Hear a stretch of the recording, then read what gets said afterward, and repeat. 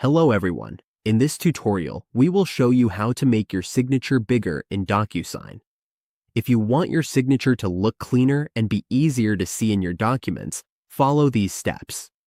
On your Docusign dashboard, we go, for example, to your templates.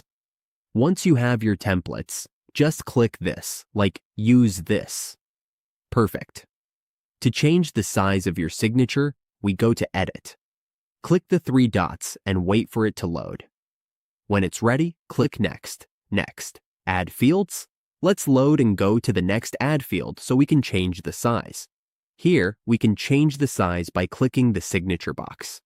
Then, click the edges and drag them to make the signature bigger or smaller.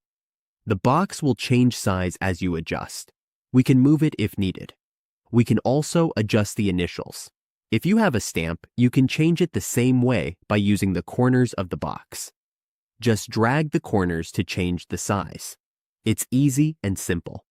When you're done, just save and close. With this simple change, your Docusign signature will be more professional and easier to read.